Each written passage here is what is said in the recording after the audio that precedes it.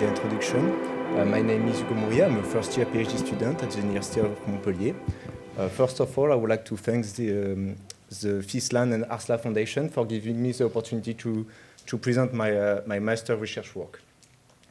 As you all know, due to a complex pathophysiology of ALS involving several interconnected intracellular pathways,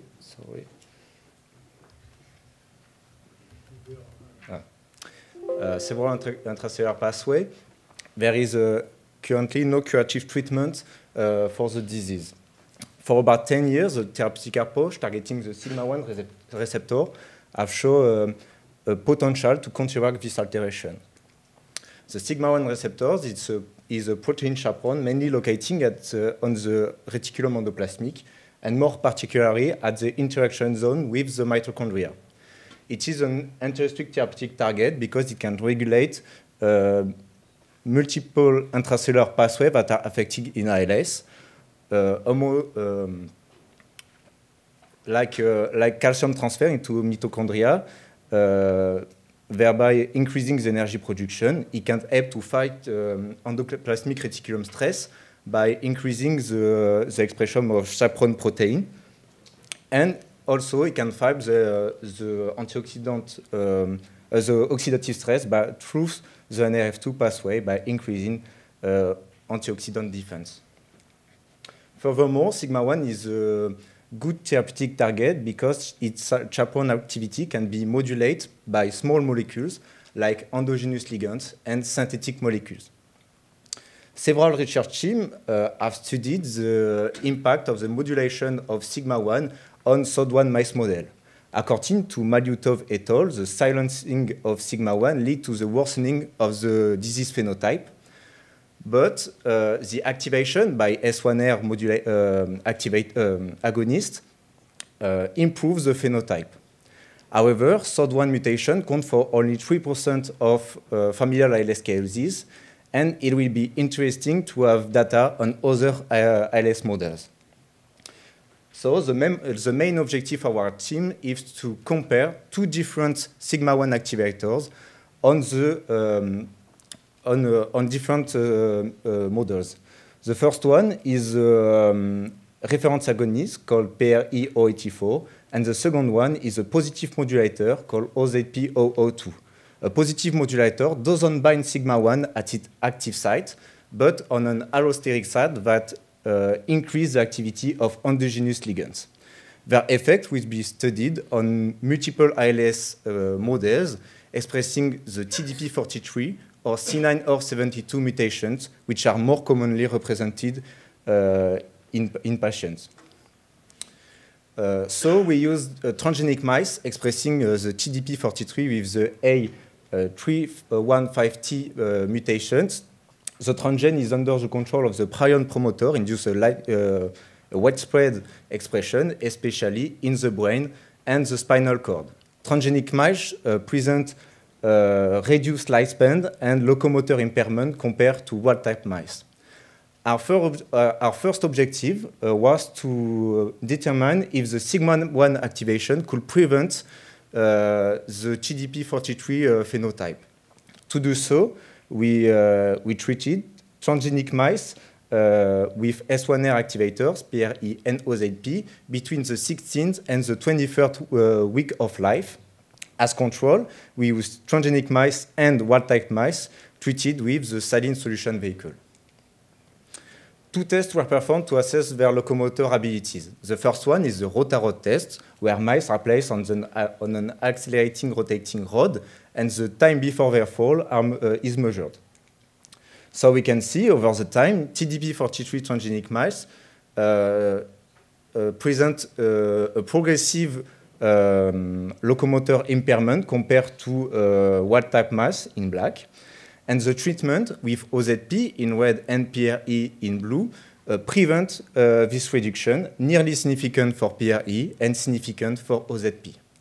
The second test we perform is the beam walking test, where mice are required to walk across a 3 cm diameter beam for a 3-day training period.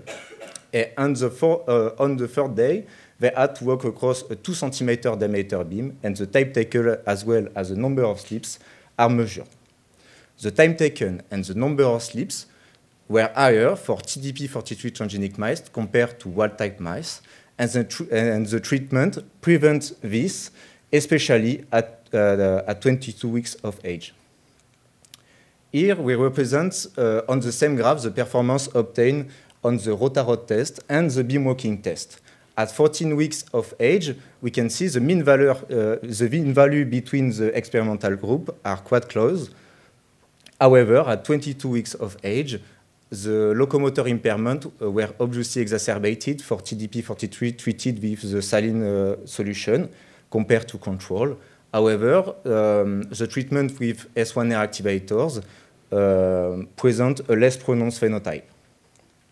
So we can conclude that S1R activation confer protection against TDP43 toxicity, and for the first time in ALS context, positive modulator also show therapeutic efficacy. But now we need to understand the mechanisms behind this positive effect. To do so, we decide to use a less demanding model, the zebrafish model. In the lab, we have 2 models. The first one involves the mutation of the TDP43 gene, and the second one simulates a mutation of the C9orf72 gene. Their locomotor abilities were explored using the touch escape test. The distance swam in 5 seconds after a mechanical stimulation of the tail fin is measured at 5 days post-fertilization. We can see for both mutant larvae a reduced of the locomotor abilities. The mutant larvae were treated between the 4th and the 5 days post-fertilization using S1R activators, and this treatment prevents this locomotor impairment. As mentioned earlier, the sigma-1 receptor can influence several intracellular pathways that are affected in ALS. We focused first on the major pathway that combat oxidative stress, the NRF2 pathway. Beyond its antioxidant role, it can influence inflammation and autophagy. We first aim to study the impact of sigma-1 activation on this antioxidant axis. To do so, we analyze the expression of the transcription factor NRF2 and its target genes after a 2 hours treatment at 5 days post-fertilization. We can see on wild-type larvae for both NRF2 isoforms were significantly increased. This observation could be extended to its target genes, such as GCLC and GCLM, both involved in glutathione synthesis, and the M-oxygenase. We then want to confirm this under pathological conditions, and same results are observed on zebrafish expressing the C9orf72 mutation. Finally, we aim to provide a stronger argument for the importance of the NRF2 pathway in the beneficial effect of sigma-1 activation. To do so, we downregulate the NRF2A expression using antisense oligonucleotide called morpholinos. We first choose NRF2A because it's the most common to the mammal NRF2 in terms of genetic sequence and functions.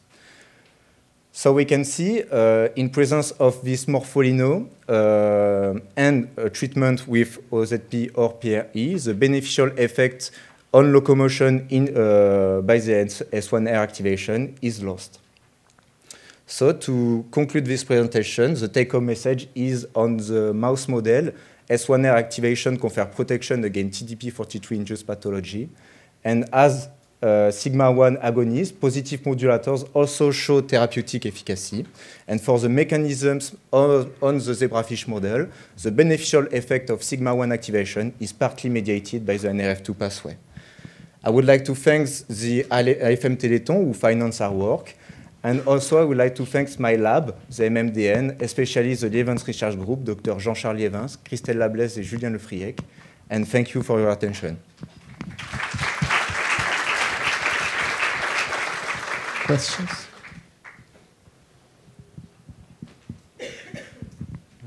Did you see the intestinal phenotype in the Ballot TDP mice with sudden death, and how did you overcome this problem? Yes, the Ballot mice is a really difficult transgenic mice to growth. To counteract this intestinal impairments, we fed the mice with diet gel, and we monitor their weight all days, all days, and we don't see any intestinal occlusion. I had also a practical question in the zebrafish model. So the touch-evoked escape response doesn't work at 4 or 5 days because the fish are spontaneously moving all the time. So, I mean, you can call it a spontaneous test, but not a touch-evoked. I mean, I don't know how you could leave in the dish the fish and not to move them till you start the recording. At 5 days, the larvae are very speed. So we take the larvae on the ray, and we do a 30 seconds accommodation.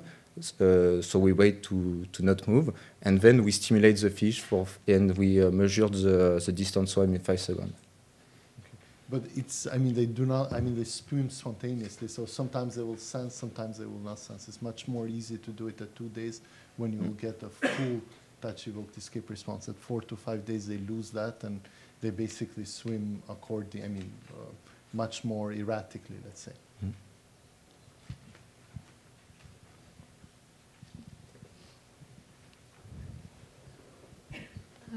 I find you use one mouse model for the TDP-43. Did you think it also can have the effect to the other pathological mutants, or it's just specific for this model? I'm sorry, I don't really understand. I mean, you used TDP-43 A315T mouse model. Do you think it's also, I mean, S1R, it's also have the same effect for the other pathological mutants in TDP-43, or it's only for this mouse model? This mouse model is not really used on the sigma-1 domain. So I think it's the first time we do sigma-1 activation on TDP-43 transgenic mice.